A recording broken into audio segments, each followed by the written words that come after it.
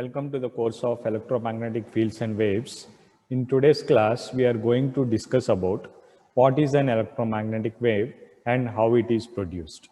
In the previous sessions, we have seen a basic example, or I have already given a basic knowledge of what is an electromagnetic wave. So this electromagnetic wave is produced when this electric field and magnetic fields are in vibrations or in motions, right? Okay. Now, in today's session, we are going to see how this electromagnetic wave exactly produced. Now, what is this electromagnetic wave actually? Let us assume a charged particle at a given point in space. We need to consider a space in which there is a charged particle. That particular charged particle will be having an electric field around it. Now, let's see it in the form of a pictorial representation. So, this black one, let us consider this whole black area is a space, and this positive is nothing but our charged particle. Now, this charged particle, which is placed in this particular space, will be generating an electric field around it. So, as it generates an electric field around it, okay, this whole free space or a space will become into this particular charged area. So this black free space has been converted into green, right? That means what we are conveying is this particular charged particle is generating electric field around it. Okay. Now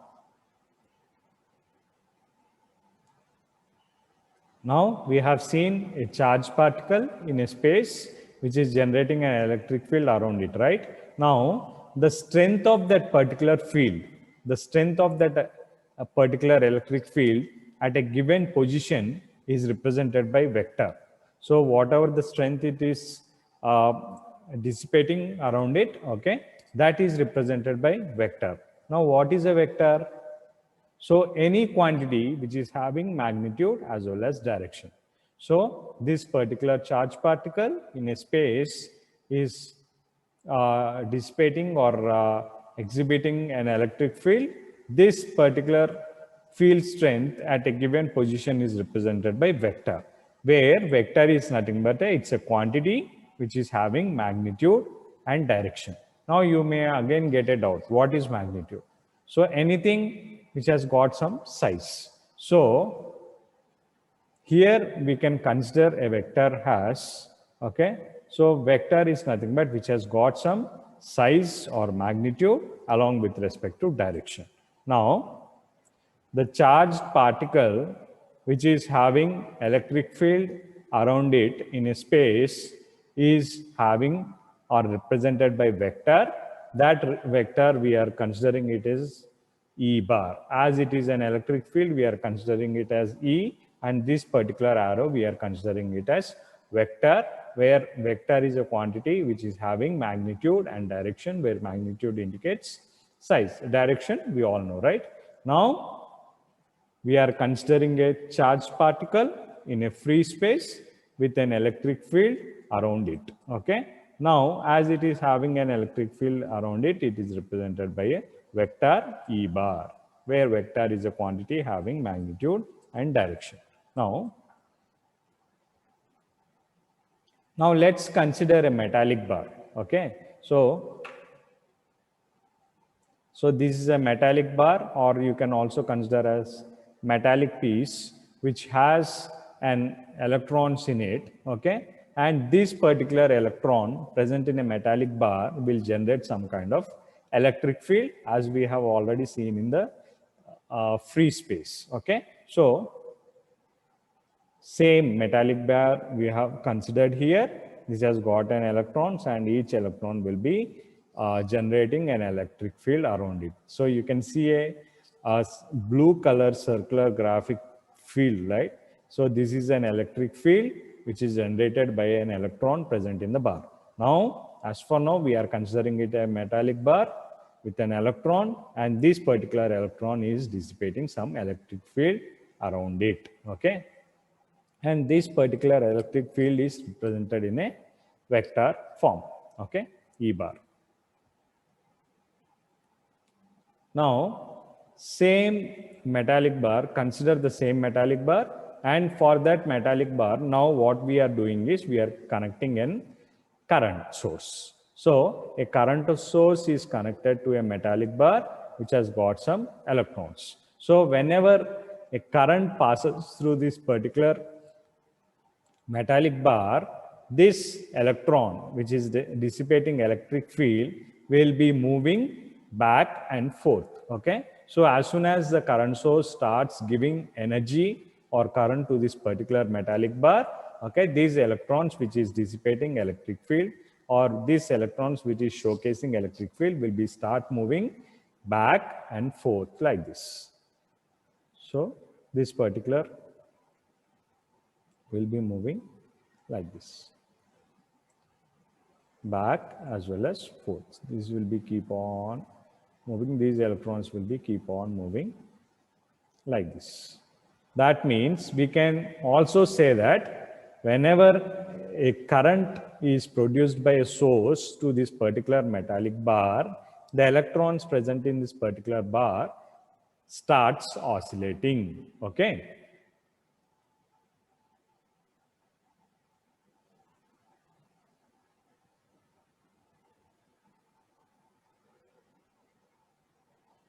Okay. Now, so whenever this particular electron starts oscillating, okay, as it is oscillating to and fro, it can be indicated in a waveform like this. So let us say, as it is oscillating in a vertical form, this we can consider it as an x-axis with time, and this is y-axis.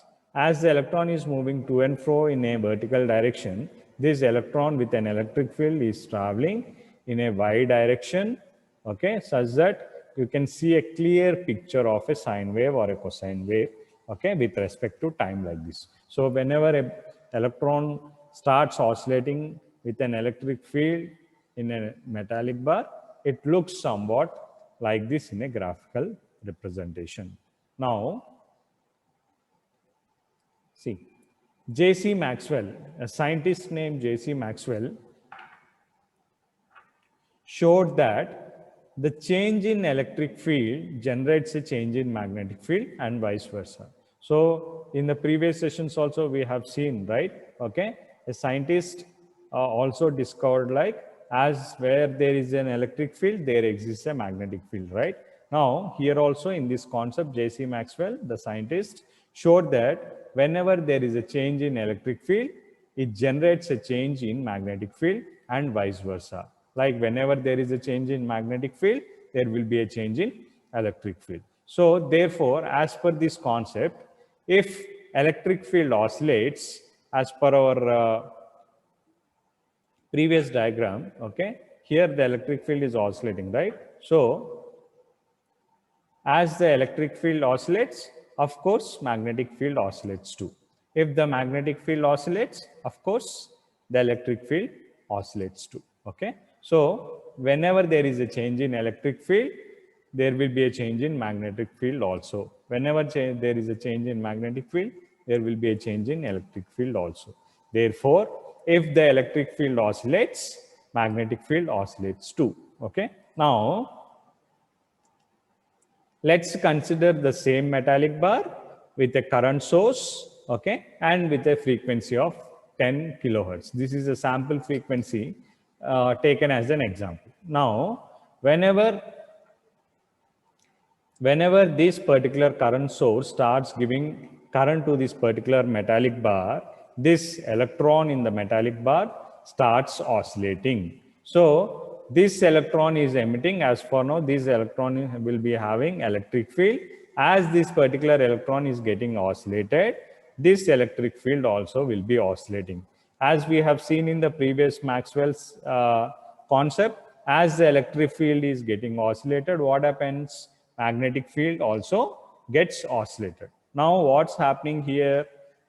We have given a current source to a metallic bar with a frequency of 10 kilohertz. It's just an example. For example, we have taken, and when the current is produced for these electrons in a metallic bar, this particular electron is producing electric field which is being oscillated. When an electric field is being oscillated, of course, magnetic field also will be oscillated, right? Now, what happens is we have taken another bar, metallic bar. We have taken another metallic bar that, okay, we have taken another metallic bar which is kept near to this particular uh, current source or the metallic bar 1. Okay. Now, what happens? The electrons in this particular metallic bar feel the oscillating force of this particular metallic bar 1. So, this, let us consider this is metallic bar 2, this is metallic bar 1, and this is metallic bar 2. Okay. So, this particular metallic bar, electrons or the electric field in the metallic bar is already oscillating. Now, we have taken this second metallic bar, okay, and we have kept this particular metallic bar nearer to this first metallic bar.